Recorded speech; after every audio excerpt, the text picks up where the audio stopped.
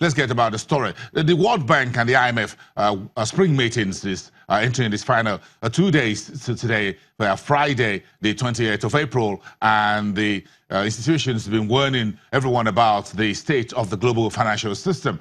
Yesterday, we showed you what the IMF says in its latest Global Financial Stability Report, says there is instability ahead and says the world's financial system may go into a very bumpy road 3 years from now. Let's get some reactions to this, and how should we take this warnings if we're looking at developing economies and markets such as Nigeria. Bismarck Rwanda is the CEO at Financial Derivatives Company and Channels Television economic contributor and researcher for us here. Well, thank you very much, sir, for coming through on the program early this Friday. Very heavy rainfall in Lagos, Nigeria's financial capital. Mr. Rwanda, this warning about financial instability that lies ahead, how serious do you think this could really be? First of all, let's put it in some context. Adrian said that in a severe negative scenario, that the world will go into a negative growth in 3 years. But the condition was that there will be a severe negative scenario. So that is not, and the likelihood of that is probably below 30%. So it's always good to plan ahead. What does this mean? It means that if the world goes into a negative growth scenario in 3 years from today, it could end up in a recession. And some people are going to be affected. To prepare ourselves because of the easy money condition, the World Bank says that the global growth has been supported by quantitative easing and easy money, not by fiscal loosening and not by stimulus and investment. So we are now beginning to see the investment and stimulus. The possibility that inflation will increase and then interest rates will go higher means that certain segments of the world economy will suffer most. One, emerging markets, right? Emerging markets and low-income countries who are borrowing, including Nigeria, borrowing extensively, will face, one, debt service problems, two, reversal of capital flows, and three, a confluence of financial crisis and an economic crisis. Two, valuation of risk assets are stretched. Many banks, including especially the US banks, are depending on leverage, both for the banking book, but also for their customers. If that is the case, when interest rates increase, a leveraged customer is faced with debt service burden and could easily fall into a default. Therefore, the non-performing loan books of most banks across the world could increase. And more interesting, the third point he made was that there's a mismatch. Only 30% of the total deposits of the big banks, especially in the US, is supported by long-term funding. In other words, there are 70% of the deposit liability books of most banks in the world, especially in the US, is supported by short-term funding. Therefore, they could have a mismatch. They have a mismatch in their maturity profile. There could be a mismatch in their pricing. How does this affect Nigeria after all of this? Nigeria falls into the three categories. One, Nigeria is a big-time borrower in the international markets, not over-leveraged, but also Nigeria depends on international capital flows, especially short-term financial flows, which are called hot money.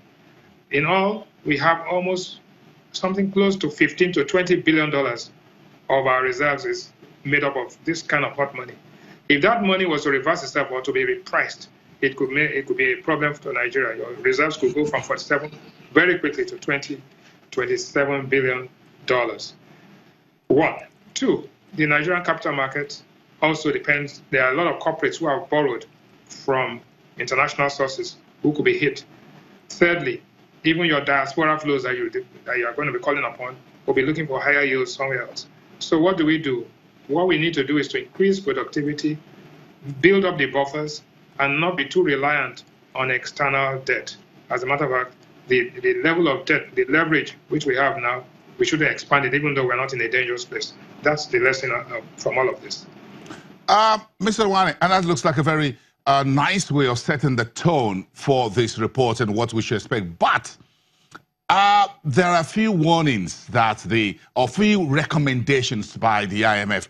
Tobias Adrian mentioned them. One of this is that the central banks around the world should be very careful in terms of monetary policy easing and also they should communicate very clearly to the markets what they are doing.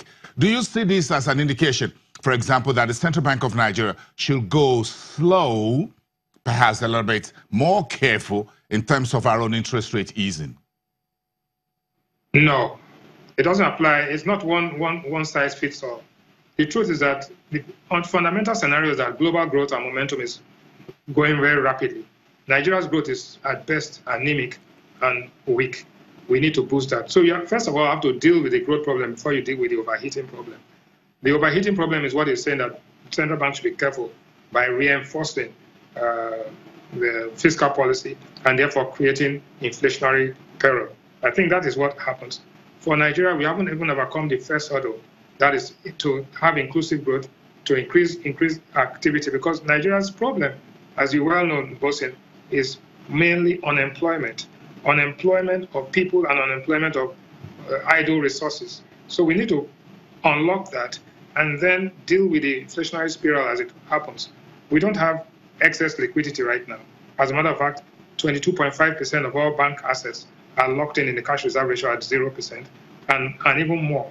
So to all intents and purposes, Nigeria does not suffer from easy, what we call the easy monetary conditions. And what Nigeria is suffering from is a constrained growth condition. One of the things that we should be investing in, and you mentioned that, is in assets, and that is human assets. And part of the discussion yesterday at the World Bank IMF spring meetings between Christine Lagarde and Kim Young of the World Bank is that we need to invest in human capital, in human assets. We need it. Then the president at the Commonwealth Business Forum talked about the majority of Nigerians who are below 30 and why, whether they are lazy or not, that's still subject to interpretation or whatever PR statement that is. So we need to invest in both adults and the young population in Nigeria. How do you think we should proceed with this kind of recommendation?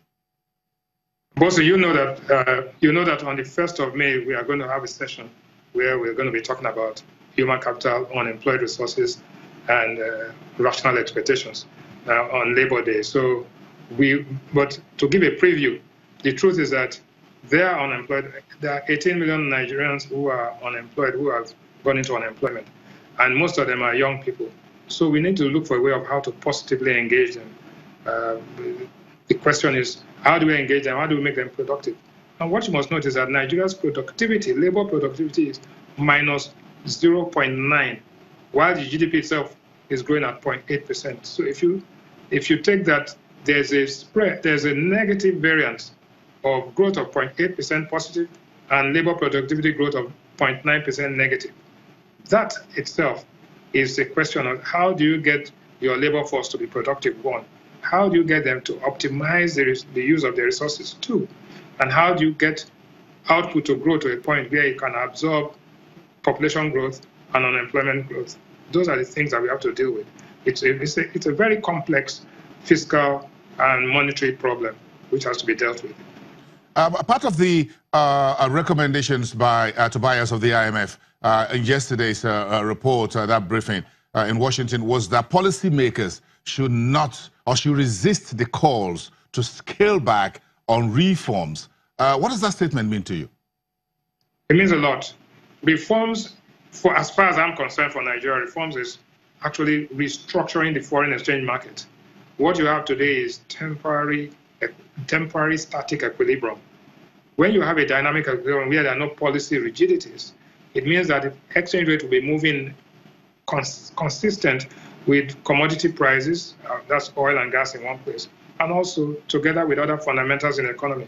We cannot just fix a rate and leave it there. So what you have is a fixed rate, and the surplus is being used for now, mainly from hot money. If you take away the hot money out of the equation, the Nigerian exchange rate will actually change its direction at this point. So we need to not be fixated on that policy. Also, we need to create and begin to build into our system other policy flexibilities that allow this economy to react and adjust when things are not so good. 2 months ago at the Lagos Business School, I did say that the scenario of a fall in oil price, which is far-fetched at this time, we should plan for it. And 2 months later, the World Bank and the IMF is saying that, look, we are vulnerable to a sudden drop in oil price. We said it 2 months ago. They say it now. It's time to make hay while the sun is shining. That's what this message is to Nigeria. So what hay should we be making right now at the fiscal side? Everyone on the street has been saying, hold on a second, Bismarck Rawane, Bolson Omofaya, you folks been talking about the FX for the last 1 year and 2 years, how sweet that has been, but we need something more to be a game changer for the economy. So we take that. FX is good. What else should we be dealing with very quickly? I don't know that FX is good. I know that there's plenty of FX, part of it borrowed money, part of it oil money. But we do not have an adjustment mechanism that will actually allow that exchange rate to move in any direction if things get better or if things get worse. All we have is a static equilibrium, which is very dangerous, number one. Number two, we have a monetary policy which is supporting this exchange rate by tightening. Tightening means that we are bringing down inflation gradually, but there's no money to boost economic activity and employ people. You cannot run an economy in which the people are not employed, and then you are having high reserves and good data. We need to put money into the system and channel it in the direction of an increase in economic activity. That has not been done.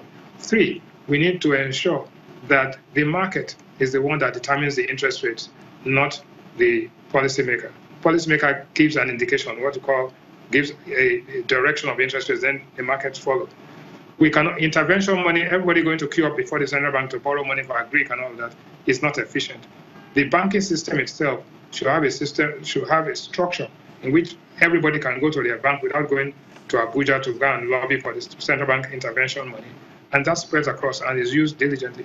The central bank as regulator and policymaker will look at that. The Ministry of Finance, the Ministry of Investment, as policymakers will ensure that the policies are being impactful. And in the end, in a matter of a year or two, you begin to see the impact. This is about impact, not about policy. This is about impact, not about data. And this is about impact, not about politics.